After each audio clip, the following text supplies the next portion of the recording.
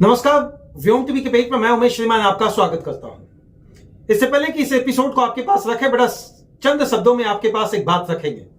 आप पिए बिसलेरी और हम पिए बिसलहरी।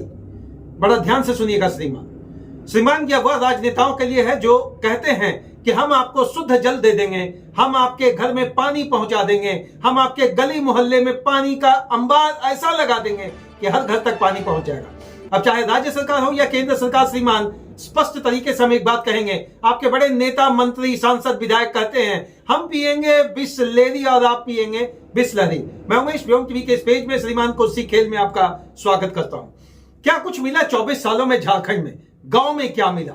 चलिए आज इसका विश्लेषण आपके पास रखे। गांव में आपने क्या दिया श्रीमान? आपने, बाकी आप खुद समझ जाए ये संबोधन किनके लिए है। ये उद्बोधन और संबोधन की बात जब करने की बात आप करते हैं तो इतना जरूर है कि शहरों के रोड को दिखाकर, शहरों के पानी टंकी को दिखाकर, शहरों के नगरीय व्यवस्था को दिखाकर, शहरों के स्कूल कॉलेज और बसों को दिखाकर, शहरों के बस अड्डों को दिखाकर और शहरी व्यवस्था के अंतर्गत रेलवे स्टेशन को दिखाकर यदि आप विकास का पैमाना तय करना चाहते हैं तो कतई मैं उमेश इस चीज को मानने को तैयार नहीं हूं। अब आप कहेंगे श्रीमान आपके मानने से क्या हो जाता है?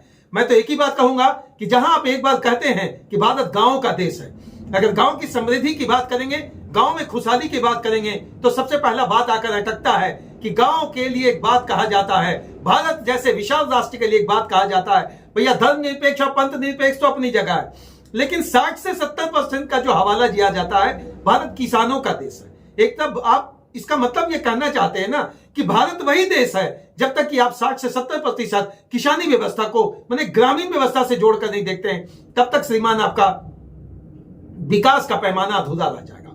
अब विकास के पैमाने के अंतर्गत 24 साल के अंतर्गत झारखंड को मिला क्या? चलिए गांव चलाते हैं। माननीय श्रीमान विधायक जी, माननीय सांसद महोदय, माननीय मंत्रीगण, हम आप ही से पूछते हैं, आदर्श ग्राम योजना आपने चलाया, गांव को गोद लेने की बात आपने चलाया। अब बोलिएगा कि बीजेपी पे हम कटाक्ष कर रहे, नहीं श्रीमान, हम तमाम, चाहे वो जेएमएम हो, कांग्रेस हो, बीजेपी हो, राजद हो, सपा हो, बसपा हो, तमाम देश की पार्टियों से पूछना चाहते हैं। आप अपने ही मन से एक बात कहें कि चलिए आप कहें कि एक गांव चलिए और उस गांव की दशा मैंने बदली। यहां पर 24 सालों के अंतर्गत झारखंड की दुर्दशा को अगर धरातल पर देखना है श्रीमान, तो आप चलिए गांव में मिल जाएगा आपका कॉलेज, गांव में मिल जाएगा बिजली, गांव में मिल जाएगा रोड, गांव में मिल जाएगा शौचालय। आप यही कहना चाहते हैं क्या? क्या इसी को विकास कहते हैं? क्या इसी को कहते हैं विकास? तो विकास के पैमाने को मापने के लिए जो सबसे बड़ी बात होती है श्रीमान, रोजगार कहां है? क्या गांव के अंतर्गत रोजगार है? अगर रोजगार की बात करेंगे तो किसानी व्यवस्था में जब तक पानी नहीं पहुंचेगा किसान खुशहाल कैसे होगा? जब घेराबंदी जेल के के जयराम महतो ने किया तो किन किन मुद्दों को लेकर उन्होंने किया था? जयराम महतो की बात हम श्रीमान इसलिए आपके पास रख रहे कि एक युवा, 29 साल का एक युवा जब राजनीति के परिशिष्ट को समझकर घेराबंदी करने उतरते हैं, कहां? झारखंड के तमाम 81 विधायक को, जब वो नहीं थे विधायक तो श्रीमान उनके पास मुद्दा इतना गंभीर था, वह था गांव कि गांव के गंगिया और गंगवा का उदाहरण देकर जब वो घेराबंदी करने लगे तो आप बैकफुट में क्यों दिखे? मैं तो यही जानना चाहता हूं, उस गांव का नाम बताइए जिस गांव का सर्वांगीण और सर्वोदय विकास आपने किया हो। सर्वांगीण और सर्वोदय की तो बात आप बोलिएगा कि गांधी जी वाली बात कर रहे।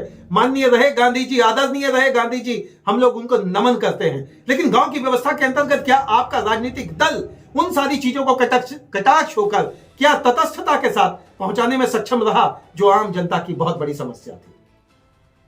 आपने रोड सुधारने के लिए पीसीसी योजना लाया, आपने विकास करने के लिए कॉलेज के अंतर्गत अगर ग्रामीण स्तर पर है तो आपने अनुशंसात्मक फंड दिए। चलिए बात मानेंगे आपकी, आपने बिजली व्यवस्था के अंतर्गत 100 यूनिट बिजली फ्री देने का बात किया, चाहे सरकार जिसकी भी दी।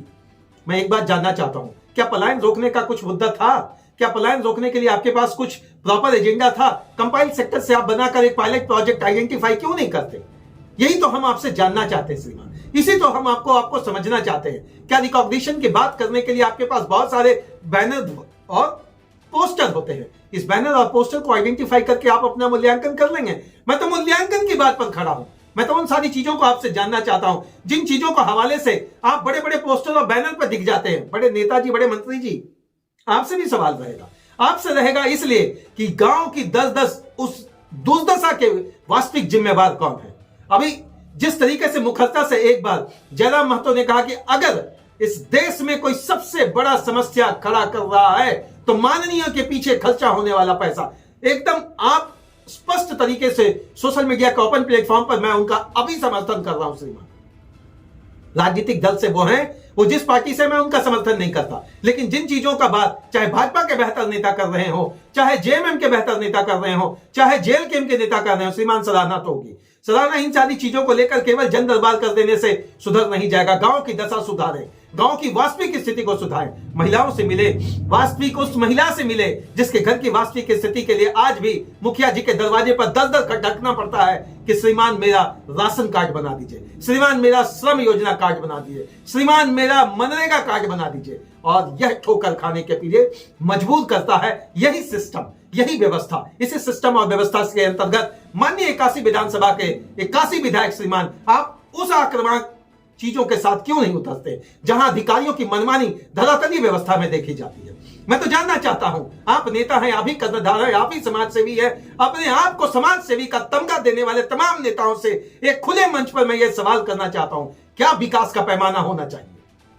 मनरेगा क्या विकास का पैमाना होना चाहिए? रोजगार गारंटी योजना क्या विकास का पैमाना होना चाहिए? आयुष्मान कार्ड क्या विकास का पैमाना होना चाहिए? 1000 से लेकर 2500 रुपया का वादा। श्रीमान, अगर यह विकास का वादा है तो वास्तविक विकास समायोजन से कैसे निकलेगा? वास्तविक विकास समुचित व्यवस्थाओं से कैसे निकलेगा?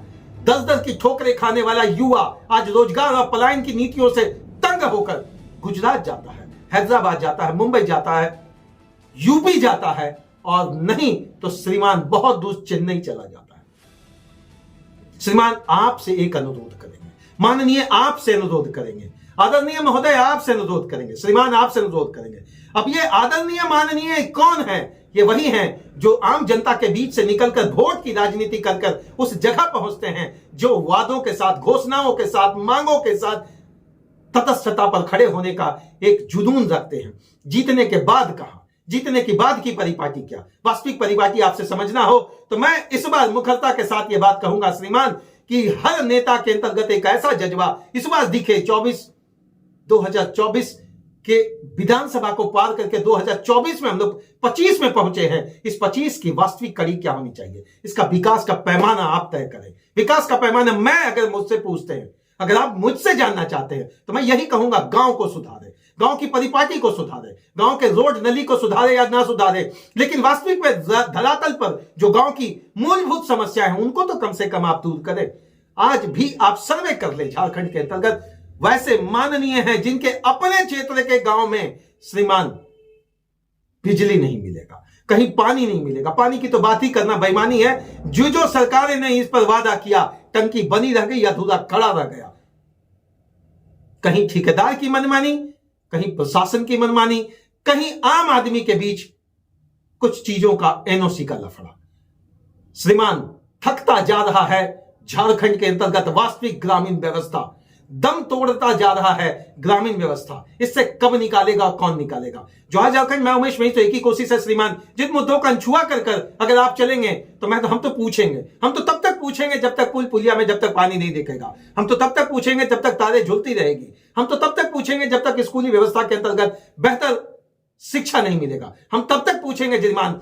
केवल हॉस्पिटल के दरवाजे पर वेलनेस सेंटर का बोर्ड लगा देने से सब कुछ नहीं सुधर जाएगा। सुधरेगा तब जब आपकी मनसा मजबूत होगी, जब आपके अंदर हौसला मजबूत होगा, जब आपका जुनून मजबूत होगा, और जुनून बदलने का होगा। बहुत बहुत धन्यवाद आप सभी का। झारखंड के तमाम व्यक्तियों से एक अनुरोध, एक वास्तविक अनुरोध, एक दिल के अंतरात्मा से अनुरोध करेंगे, बार बार कहते हैं और हर बार कहते हैं, सोशल मीडिया के इस ताकत को समझे और समस्याओं का उजागर बेहिचक करें, तभी समझेंगे माननीय कि जिस वोट की राजनीति से वो सदन तक पहुंचते हैं अब उन्हें क्या करना है। जोहार झारखंड, बहुत बहुत धन्यवाद तमाम 81 क्षेत्र के विधायकों से। इस बार तो यही देखना है कि आने वाला 5 साल केवल घोषणाओं के अंतर्गत रहेगा या वास्तविक क्रियान्वयन भी दिखेगा। तब तक के लिए आपका जीवन सुख सक्षमता के साथ मंगलमय हो, और 2025 में श्रीमान हम सबको बोल रहे हैं, धनवान जरूर बनिएगा। जोहार झारखंड।